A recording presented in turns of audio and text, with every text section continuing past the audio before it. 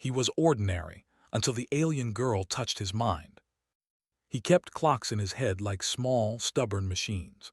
Arrival shifts, handoffs at the cargo bay, the slow rotation that made the horizon outside his narrow window sweep like a tired clock hand.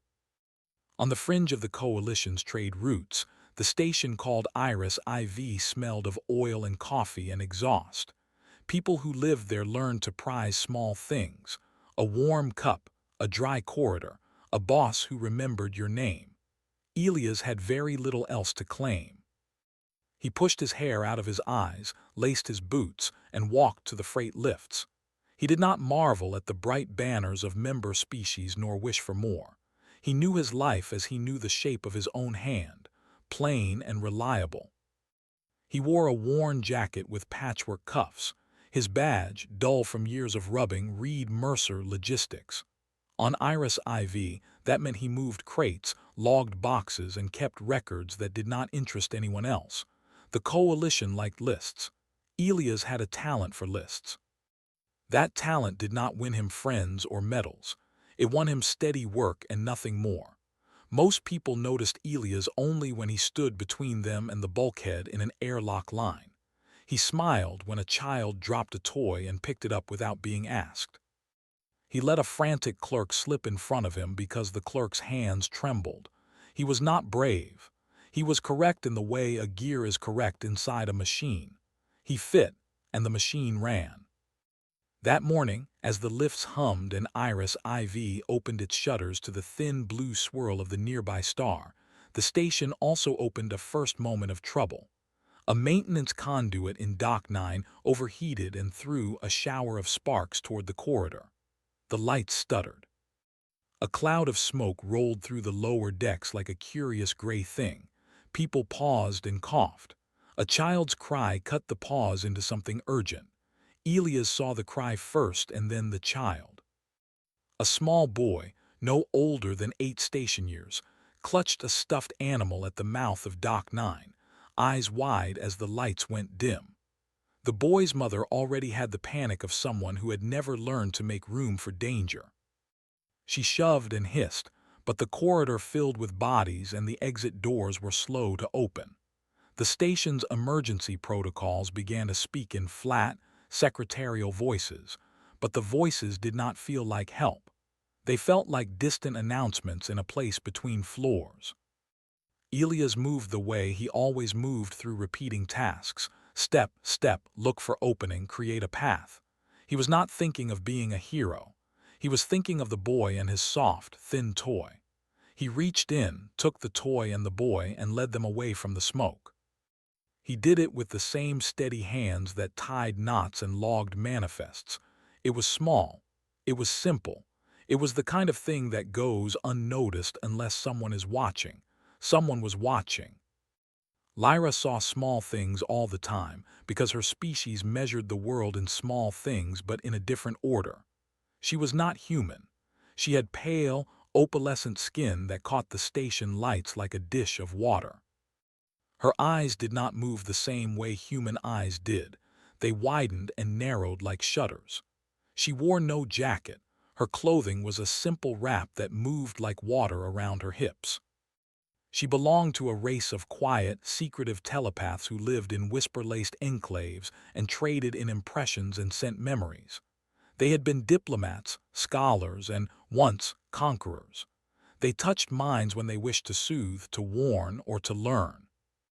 To them, mind-touching was as ordinary as handshakes. Lyra had been sent to Iris IV to survey the damage and to offer whatever psychic aid her people provided when a station stumbled on its feet. She walked the corridors like someone carrying a soft instrument. She saw the smoke and the small human who moved like a gear through the press of bodies. She felt the child's panic like a small stone dropped into a cup of quiet, and she reached out without thinking, because that was what she did. She meant to touch the boy's fear. Her species had a touch that was cool and clean. It smoothed frayed edges. It could tell a frightened mind the shape of safety in a language no mouth used. Lyra had practiced the touch in many quiet rooms. She had never been refused. Her fingers brushed Elia's temple instead. It happened like that. A mistake in aim, a breath against a collar, a small, accidental graze. Elias smelled the tang of ozone and hot metal. He heard a sound like a bell rang in a distant hall. He felt, with a sensation that was half curiosity and half the inherited habit of listening to others' steps, the soft pressure of a voice sliding into his thoughts. It did not speak words. It was impressions, a wash of calm blue and gentle images, a safe corridor, a steady hand, a cup of tea that did not spill. It offered a map away from fear. Elias blinked and found himself looking at no map but at the face of a woman he had never seen before. He felt a warmth like the station's old heater against his skin. He felt, in the place other people's voices placed commands, something unplaceable. Then he did something he had never done before. He reached back. It was not a violent thing. There was no intention to harm. It was the old human reaction of meeting pressure with a steady push. His mind did what his hands did when someone grabbed a falling crate. He steadied it. He did not speak. He did not think in words. He pressed his presence back through the touch, like a sailor bracing against a sudden gust. Lyra snapped her attention into sharp focus and felt the unexpected. She expected caution, perhaps suspicion. She did not expect a reply. Her species had learned to take the sway of other minds for granted. They had not had to deal with a mind that held its ground like a lump of rock in a river. Lyra's touch, refined and practiced, hit a wall of plain, stubborn thought. It slid off. For a moment she felt a backward tug, like a fishing line tightened around a fish she had not expected to catch. She pulled her hand away. She had not meant to touch an adult. Her face stilled like someone who had stepped on glass and decided where to limp. Her pupils narrowed. Across the corridor, the smoke was thinning. People were moving. No one else saw what had happened in the narrow, private space between two strangers. No one else noticed the look in Lyra's eyes when she watched Elias turn away without thinking about what had just occurred. Elias walked on with the boy and the toy, and did not know why his thoughts felt clearer.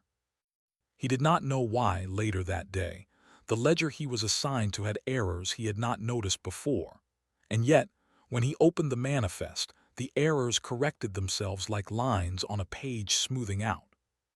He did not know why a name would flash in his mind, unconnected and meaningless, and yet a small pattern in it suggested a path to another error, a slip in the system someone had left open.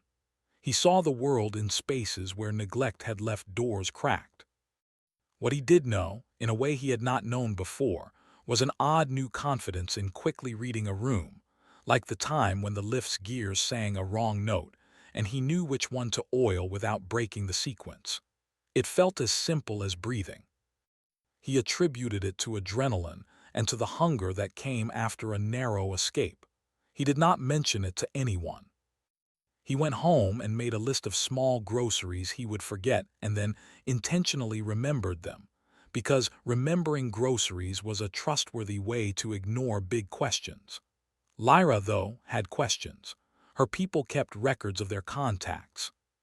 They traced the edges of other minds like cartographers charting shorelines.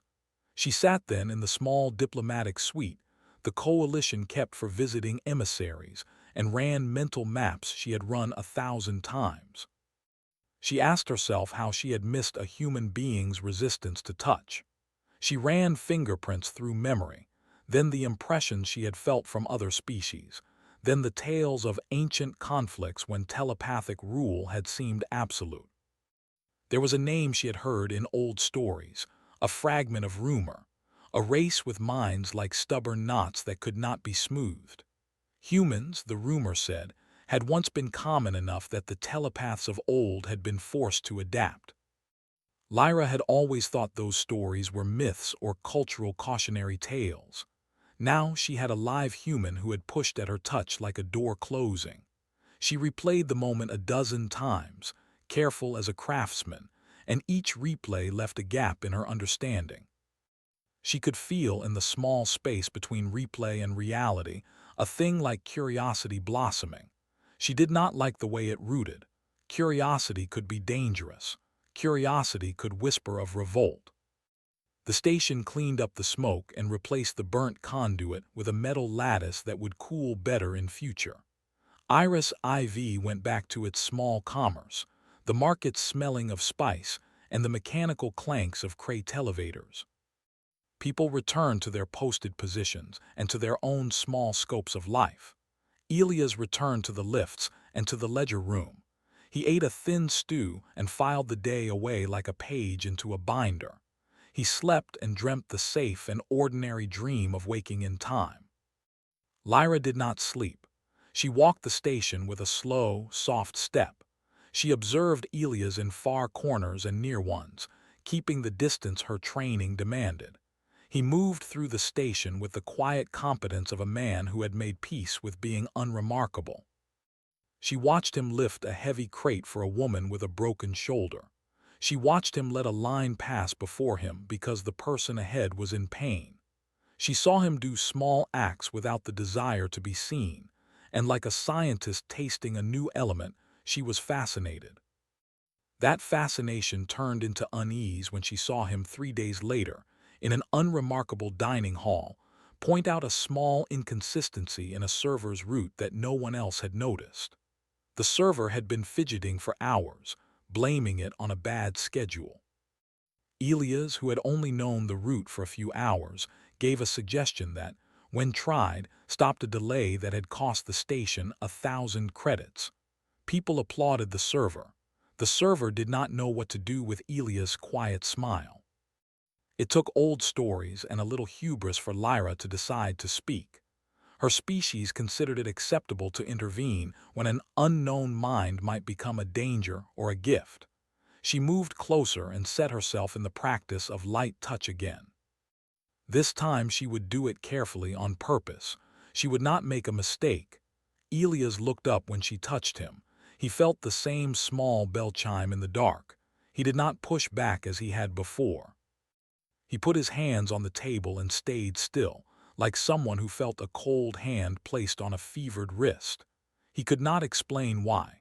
Something in the way Lyra's attention rested on him felt not like intrusion but like a question. It made him want to answer. Lyra did not find a simple answer. Instead, she opened the smallest doorway she dared into his mind. She hoped to see the map of his fears and the tag of his comforts, maybe a childhood memory, a taste of bread. Instead, she found architecture.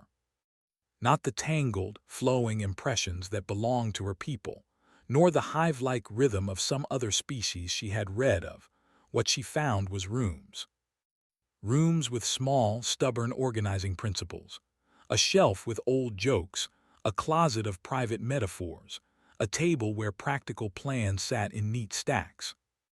There were no grand psychic gardens, no vast open fields, but a series of small, stubborn things lined up like jars on a shelf. The jars had labels she could not read at first. She reached and felt the label at the edge and translated it into the nearest impression she had. Endurance. Endurance did not mean resistance to pain. It meant a mind made to carry on when things broke. It meant a kind of living memory that refused to be simplified. Lyra felt under that a deep habit of adaptation, a way of thinking that would turn a problem over until it showed its seam. It was not telepathy.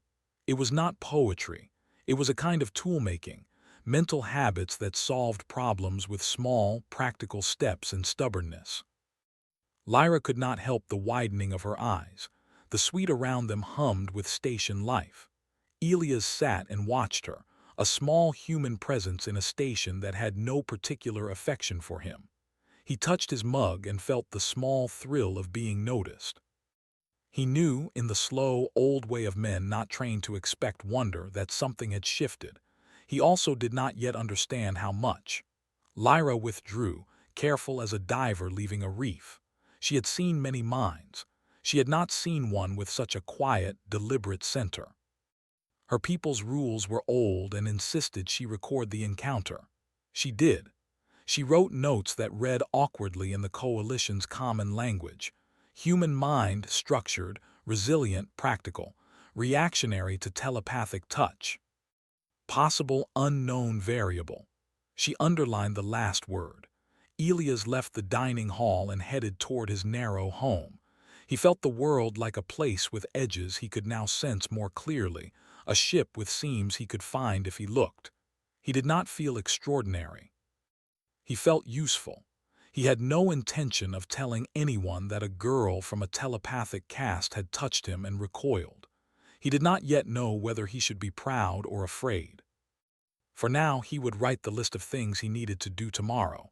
Replace a light bulb in Dock 7, sign a manifest, bring a neighbor a bowl of stew. He would do what he had always done. He would be Elias Mercer. But as he walked, he felt, like a soft thrum in his bones, the awareness that someone else's attention had registered him differently. He felt, too, a small, strange warmth where Lyra had touched. It was not pain. It was as if a window had been opened and a cold breeze left behind a dust mote that clung to the sill. It would not leave. It would not go away. It would, unwillingly and entirely, make him look up. Elias woke later than usual that morning, though not by much. The station had gone quiet overnight, but the hum of engines beneath the floor and the occasional hiss of air vents reminded him that Iris IV never truly slept. He moved through the corridors as though he had always belonged there, yet something felt different. He could feel it in the little gaps between his thoughts, a faint pull like the station itself was bending slightly around him. He didn't understand it. Maybe it was the remnants of yesterday, Lyra's touch, the bell-like clarity in his mind. He didn't know that she had already begun watching him subtly from across the station. Not in the obvious way. She didn't shadow him, didn't follow him with visible steps, but like a presence felt in the corner of a room, a quiet awareness that never quite went away. Lyra had spent the night reviewing records, old logs, and historical reports from her people. In a room lit by pale holographic panels, she traced patterns across star charts, war records, and fragments of psychic histories. It was unusual for her species to make errors, unusual for them to be surprised. Yet she had been surprised, and not by a single human mind, by the very existence of Elias Mercer, ordinary in appearance but unlike anything she had encountered. The problem was simple. Humans were not supposed to resist. Not like this. Not with calm steadiness. Her touch should have registered, should have traced its careful lines through him, finding the usual knots of fear, curiosity, aggression, or instinct. It should have left him pliant or confused, but instead he had held. He had even somehow shaped a counterpressure. By morning, the idea had settled in her mind like a small, uncomfortable stone. This human, this ordinary man, could not be measured in the usual ways. Elias did not know this. He only knew that the world felt sharper. Numbers, names, and orders moved through his mind with a clarity he had never had before. At first, he thought it was chance.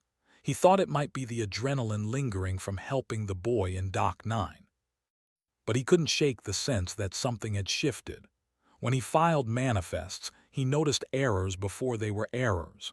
When he walked through crowded corridors, he sensed movement and intent, subtle shapes of people's attention. It was like looking at a pattern beneath a pattern, a texture of behavior that others did not see. He told no one. To tell anyone would be to invite scrutiny, and scrutiny was dangerous in a station that was indifferent to humans. But Lyra noticed. She had begun to test him carefully, small touches to see how he reacted, not intrusive, not obvious, merely brushing at the edges of perception. Each time she found the same thing, a mind that responded with unusual steadiness. A mind that, when pressed, adapted rather than recoiled. She felt a cautious respect growing in her. Respect was dangerous too. Curiosity was more dangerous still. She decided to try something more. She needed to know if his resistance was passive or active, if it was simply a fluke or something deeper. The morning passed quietly. Elias made his rounds, moved crates, checked sensors, and filed reports. His supervisor, a tall alien with segmented eyes that reflected light in strange patterns, barely noticed him except to nod occasionally. Elias found satisfaction in small successes: a misloaded container corrected, a report filed on time, a faulty sensor fixed without causing an alert. Everything followed the rhythm he knew. Lyra approached him in the food hall, where the hum of conversation and clinking of utensils filled the space. She seated herself at a nearby table and, after a careful assessment, extended her attention, her psychic presence brushing lightly against his mind. Elias felt it immediately, not as an intrusion but as a quiet question, something asked of him, a curiosity rather than a command. He did not push back, not consciously, but something in him shifted. His thoughts aligned, creating a small structure that mirrored her touch. It was subtle, a folding of attention that let her probe without breaking him. He had no idea what he was doing, only that he felt compelled to answer in kind without losing himself. Lyra paused. She had not expected reciprocity. Other species reacted to her presence by fear, curiosity, or compliance, but never like this. The human mind held its ground, yes, but it also met her halfway, adapting to her rhythm instead of being crushed or bent. Her people had long believed that intelligence could be measured by control, the ability to shape and influence minds. Elias was an anomaly. He had intelligence not because he could dominate, but because he could resist without resisting, respond without being guided. Over the next few days, Lyra observed him carefully. She noted how he solved problems with improvisation, how he noticed errors in systems that no one else could detect, how he remained calm in emergencies. She had thought humans were fragile, emotional, slow. Elias disproved all of it. Meanwhile, word of a minor system failure in one of the station's sectors reached the upper council. A cargo transfer malfunctioned, and a small shipment of volatile materials was at risk. The coalition's security team, composed of psychic and telepathic species, rushed to contain it. They began scanning the station, checking the crew, assessing mental states for risk. Lyra watched them approach. "Do they suspect?" she asked herself quietly. They did not suspect him yet, but their scans would soon encounter the anomaly. Elias, unaware, continued his day.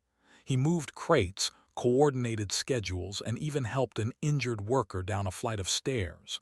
His mind felt sharper than before. He could sense danger without alarm, notice inconsistencies without thought.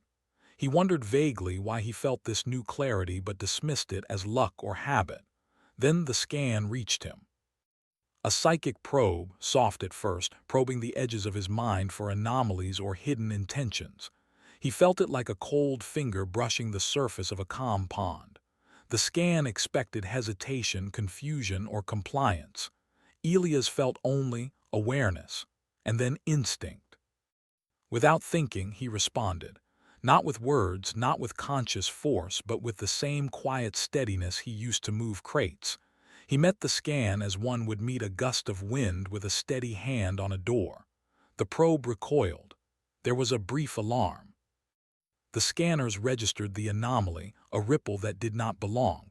Technicians and psychic officers rushed toward him. Lyra was already nearby, observing. She did not intervene.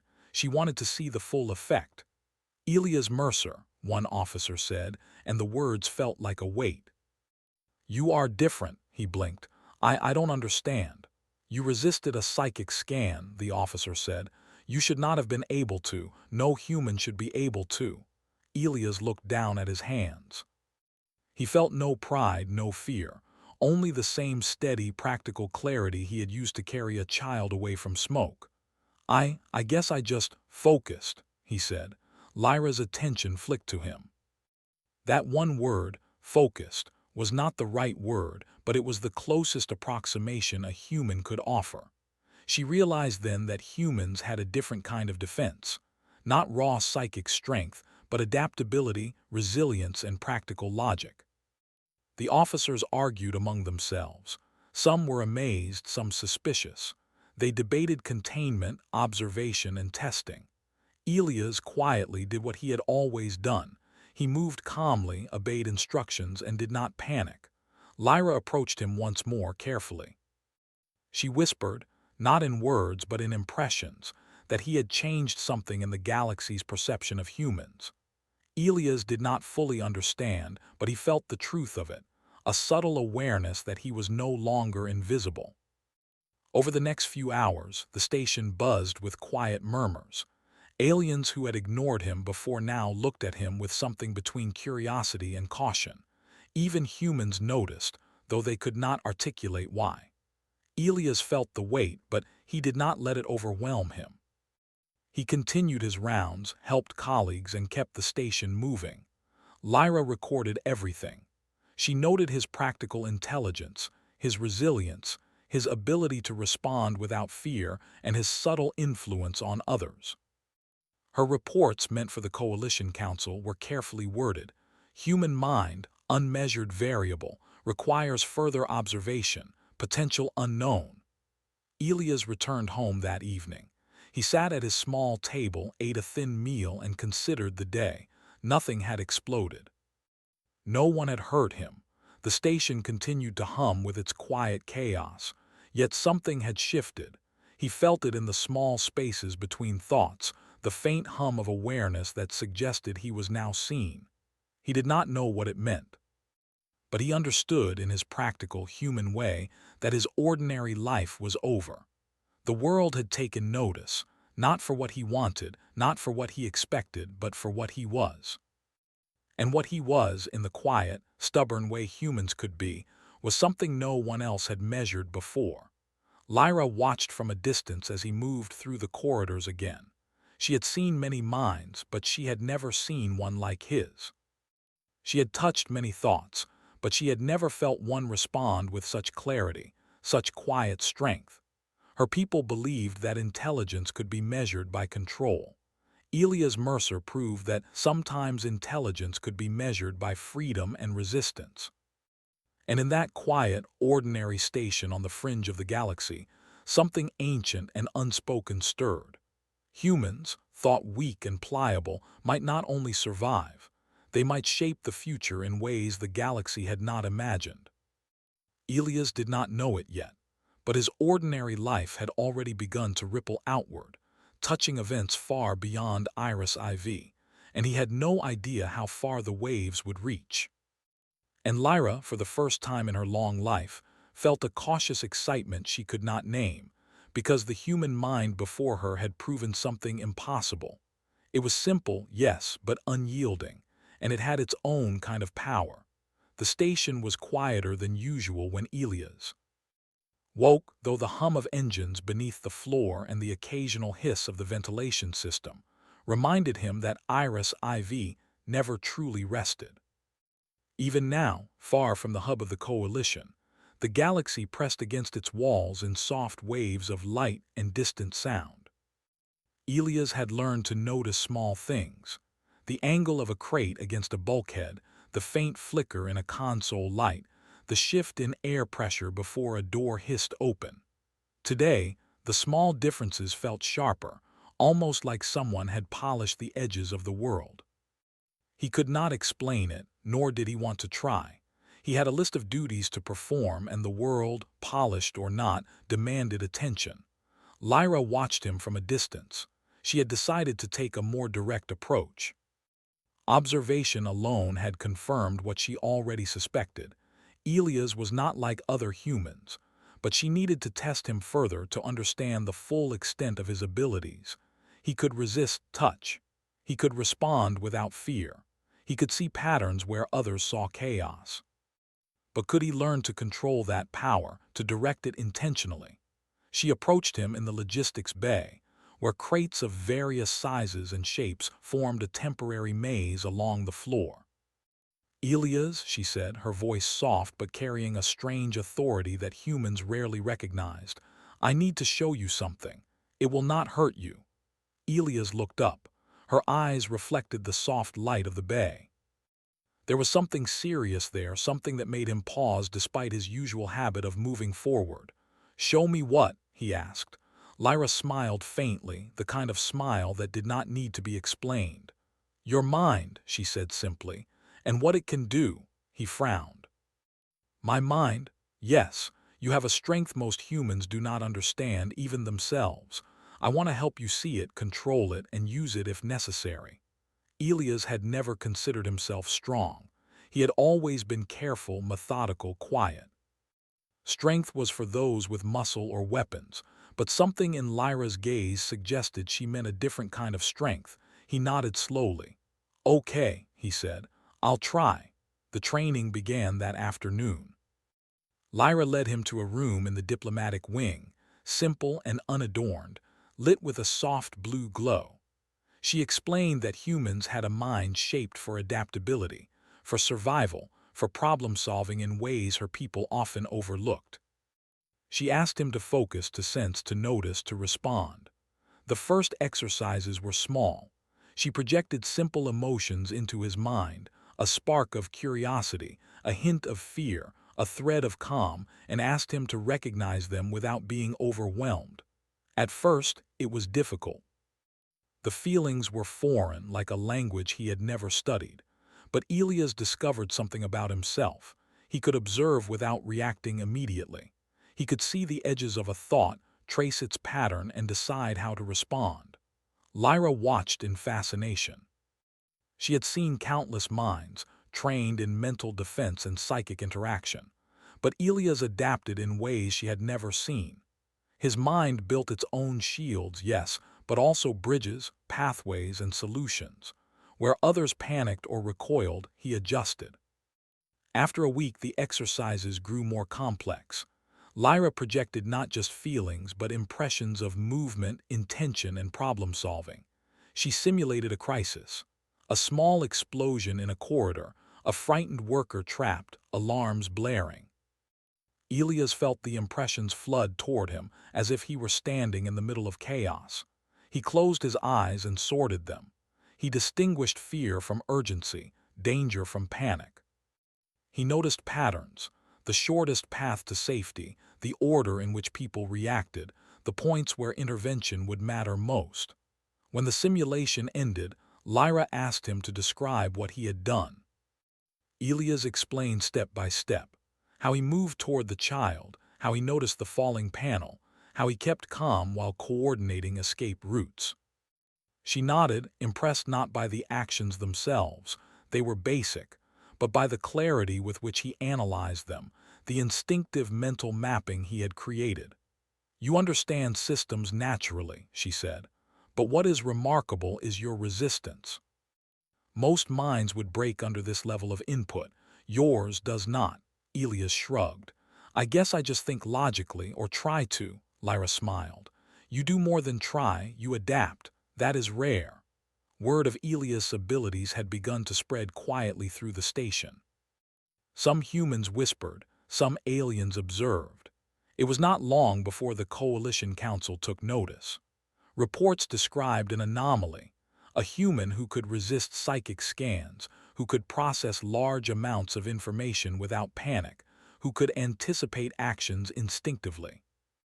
Elias did not know much about politics, but he understood caution. Lyra warned him that the council might wish to study him, use him, or control him. "They will be curious," she said. "Curiosity can be dangerous." One evening, as the twin suns of the nearby system sank below the horizon, casting long shadows across the station, Lyra led him through a series of exercises designed to push his perception further. She asked him to imagine the paths of multiple people moving through a crowded space, to predict their movements and intentions. At first, it felt overwhelming. But then, slowly, he began to see the patterns, not just the people. He saw how one action influenced another, how attention could be directed without words, how outcomes could be nudged gently rather than forced. "You are thinking too linearly," Lyra said gently. "Try to imagine the ripple, not the line." Elias closed his eyes and breathed. He imagined himself in the center of a calm pool, watching every ripple from every stone that could be thrown. He realized he could anticipate movement before it happened, that the chaos of a crowded room could be understood as a system, not as a storm. "You are learning quickly," Lyra said, "faster than I expected."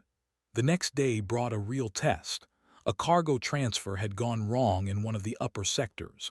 A shuttle had collided with a storage bay, releasing a cloud of volatile fuel. Alarms screamed through Iris IV, lights flashing red and yellow. Panic spread among the workers and residents, and the station's emergency protocols blared in flat, mechanical voices. Elias acted instinctively. He did not hesitate. He ran toward the affected area, noting the movements of people and obstacles. He guided workers away from danger, moved containers to safety, and coordinated temporary barriers to contain the spill. His mind was a map of motion, pressure, and sequence. He saw danger before it manifested, anticipated needs, and adjusted plans as new variables appeared. Lyra followed, observing and offering subtle guidance. She projected small suggestions into his mind, a hint of where a weak container might fall, a reminder to check a pressure valve, but she allowed him to make the decisions. Elias responded with a calm authority that surprised even her. When the emergency ended, no one was hurt. The council's security team arrived moments later, reviewing the incident. They asked questions, scanned the area, and observed Elias closely. Lyra watched the officers' reactions. Some were impressed, some were wary. One, a tall telepath with silver eyes, muttered, "He is not like other humans, he is unpredictable." Elias returned to his quarters exhausted but satisfied. He felt a quiet thrill of accomplishment. He had helped without needing orders. He had acted without hesitation. He had succeeded because he was human, with a mind built to adapt, to resist, and to solve problems in ways no other species expected. Lyra sat nearby, quietly taking notes. She realized that Elias was more than an anomaly. He was a new category entirely. His mind was not shaped by telepathy or hive-like instincts, but by human resilience, creativity, and practicality. And in that resilience lay power. Over the following weeks, their training continued. Lyra introduced new exercises, predicting sequences of events, analyzing the mental states of others, identifying risks before they became threats. Elias excelled. He did not have psychic powers, but he had the one thing no mind could simulate: the ability to remain calm, flexible, and decisive in the face of uncertainty. The station began to change around him. People who had ignored him before now noticed him. Aliens consulted him on small problems. Humans looked to him for guidance. Elias did not seek recognition, but he could feel it growing. There was a sense of responsibility, yes, but also a growing awareness that humans, long underestimated, had a strength that others overlooked. One evening, as Lyra and Elias reviewed the day's exercises, she spoke plainly. "The galaxy is starting to notice humans. They think you are weak, but your mind, it is not weak. It is uncontainable. You will need to understand that soon." Elias frowned. "Uncontainable." Lyra nodded. "Yes, most minds can be mapped, predicted, influenced. Yours cannot. You resist in ways others do not. You adapt when others break. You are a human, Elias Mercer, and your species has a kind of power no one has seen in centuries." He absorbed her words quietly. They were strange, almost impossible. He had never thought of himself as powerful. He had never wanted to be. But he felt the truth of it deep in his mind. The galaxy underestimated humans, and that underestimation was a mistake. Before long, the council called a formal review.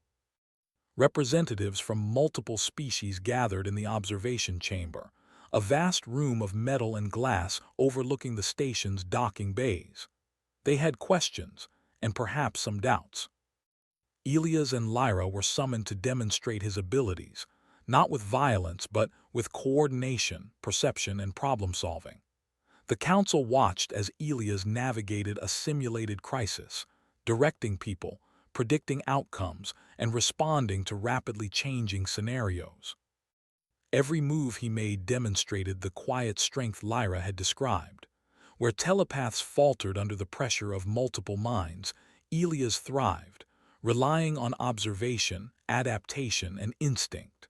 When it was over, the council murmured among themselves. Elias stood quietly, unsure what to expect. Lyra placed a hand on his shoulder, a gesture of reassurance. "You are ready," she said softly. One of the council elders, a tall alien with segmented eyes, stepped forward. "Human," he said slowly, "your species has always been underestimated. Today, you have proven unusual. We will need to reconsider our assumptions about humans." Elias felt a mixture of pride and disbelief. He had always thought of himself as ordinary. He had never sought recognition, and yet in the quiet, methodical way humans moved through life, he had made himself seen. Lyra's eyes reflected a mixture of relief and excitement. The human mind was no longer invisible. It was a force, subtle but undeniable. And the galaxy, for the first time in centuries, would have to reckon with it.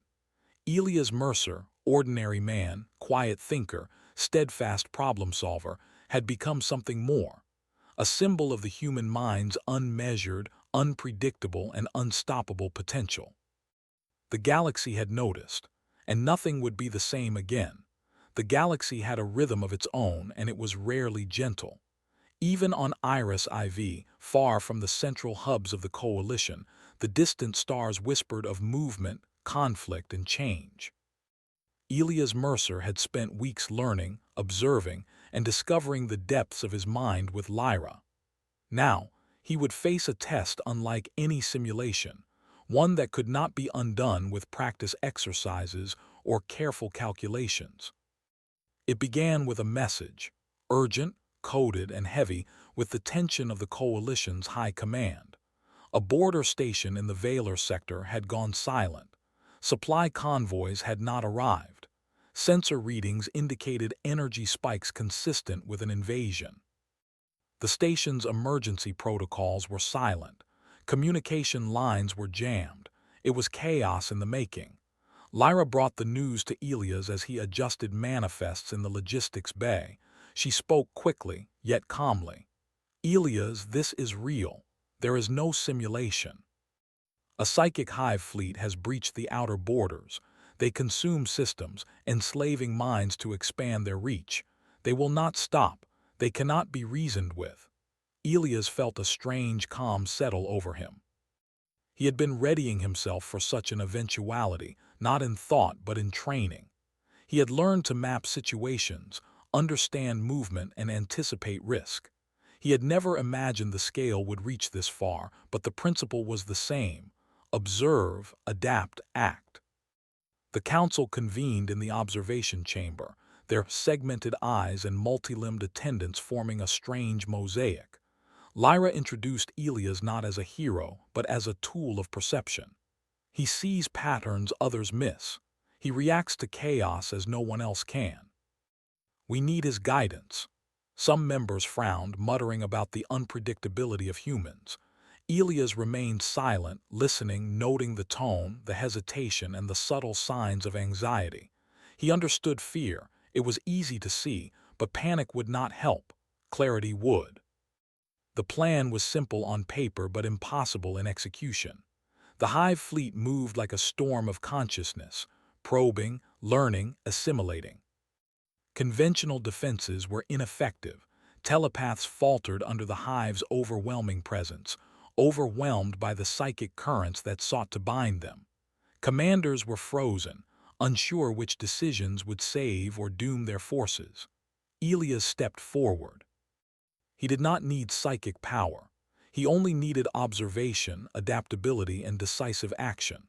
Lyra projected minor suggestions, subtle impressions to guide him, but the strategy, the mapping, and the timing would come from his human mind. They deployed to the front lines in a convoy of fast freighters and lightly armed ships. Sensors showed the hive's approach, a swirling, pulsating mass of psychic energy, moving through space with coordinated precision. Ships of many species quivered under its presence. Some turned away, overwhelmed by the hive's mental assault. Elias spoke calmly, directing the coalition fleet with simple, clear commands. Focus on patterns, not panic. Observe their movements. Respond to behavior, not intent. Keep lines open and distribute attention where it matters most. His voice carried authority not through volume but through certainty. Ships adjusted, crews shifted, sensors redirected. Where telepaths faltered under the psychic pressure, Elias' guidance anchored their actions. He noticed weak points in the hive's formation, predicted their target shifts, and guided the fleet through hazards before they became fatal. Lyra remained close, observing, offering subtle nudges. Yet she knew the truth.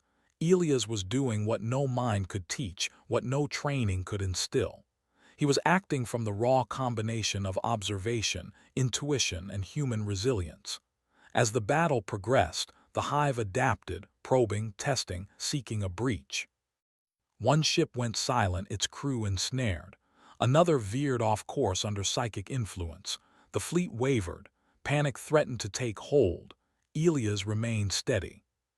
He recalculated routes, directed crews to adjust shields and maneuver thrusters, and predicted the hive's next move. His human mind, grounded in flexibility rather than domination, became the anchor. Others followed, even those who distrusted him.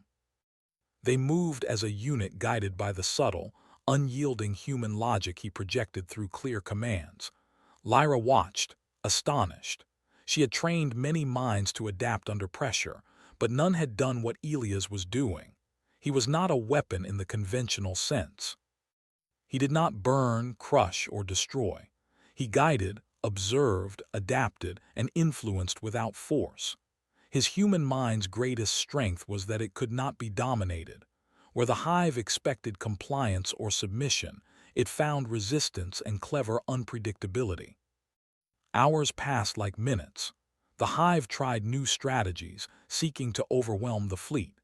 Elias anticipated each adjustment, noting the subtle shifts in movement, the quiet irregularities that other commanders overlooked. He directed ships into positions that maximized protection and efficiency, allowed vulnerable crew members to retreat safely, and coordinated countermeasures without ever raising his voice. Finally, a break appeared. The hive's formation faltered for a brief moment, a single gap in the otherwise impenetrable psychic storm. Elias saw it instantly. He directed a small strike team through the gap, guiding them with precision.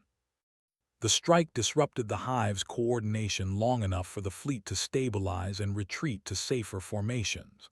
Lyra allowed herself a small exhale. She had expected competence. She had not expected brilliance emerging from simplicity. Elias' mind had done what thousands of trained telepaths had failed to do. It had kept humans and aliens alive, coordinated response under pressure, and outmatched a superior psychic force. When the battle ended, the fleet regrouped. Losses were minimal given the threat. The hive retreated, disrupted and frustrated by a force it could not control. Coalition leaders conferred, murmuring words Elias could only partly hear, about humans, anomalies, and unforeseen potential. Elias stepped out onto the observation deck of the flagship. Stars stretched before him like threads of silver and blue. The galaxy seemed quieter now, but he understood it would not remain so. He had acted, yes, but his work was only the beginning. The hive was a warning, the galaxy was dangerous, and humans would be noticed. Lyra approached him silently. "You've done more than any of us expected," she said softly. "Your mind, it changed the course of this battle. Your species, they are underestimated, but now perhaps the galaxy will see you differently." Elias shook his head. "I didn't do it because I'm special," he said. I just did what I could. I stayed calm, thought it through, kept people safe. That's all I know how to do." Lyra smiled faintly. "You are human," she said, "and that is exactly why it was enough." Word of his actions spread quickly across the coalition. Humans, long dismissed as fragile, unpredictable, or irrelevant, were now a force to be reckoned with. not because of raw strength, but because of resilience, adaptability, and ingenuity. Reports highlighted Elia's calm guidance, his ability to organize and lead without authority, and his quiet, methodical decision-making. Other humans on Iris IV began to notice subtle changes in their treatment. Aliens who had ignored them now offered respect or cautious curiosity. Commanders consulted them on matters requiring judgment, improvisation, and adaptation. The galaxy's perception of humanity shifted, slowly but irrevocably. Elias returned to Iris IV after the fleet had withdrawn, exhausted but unbroken. He walked the familiar corridors with a new awareness. Small errors, unnoticed patterns, and subtle shifts that had previously escaped him now stood out clearly. He felt a quiet pride not for himself but for the species he had represented. Lyra followed at a distance, recording observations and notes. She knew this was only the beginning. The Hive fleet had been a warning. Future threats would come, more dangerous and unpredictable. But Elias had proven one thing definitively. Human minds could not be contained, predicted, or easily defeated. They had a power that other species overlooked, a kind of strength born not of conquest, but of adaptation, clarity, and resilience. That evening, as the two of them watched the twin suns of the system sink below the horizon, casting long, blue shadows across the station, Elias spoke softly. "Do you think they'll understand? The rest of the galaxy, I mean. Do you think they'll see humans the way you do?" Lyra considered this, her gaze fixed on the horizon. "Some will," she said finally. "Some will see what you have shown them. Others will continue to doubt. But now, humanity is no longer invisible. You are a variable the galaxy cannot ignore." Elias nodded. He felt the weight of her words, not as a burden, but as a recognition. He had started as an ordinary man, unnoticed and unremarkable. He had ended as a symbol of his species' hidden potential, a quiet proof that humanity could thrive in ways no one had predicted. And the galaxy, vast and complex, had taken notice. The night on Iris IV was quiet, yet charged with possibility. Humans would be tested again, pushed and challenged. But one thing had been proven.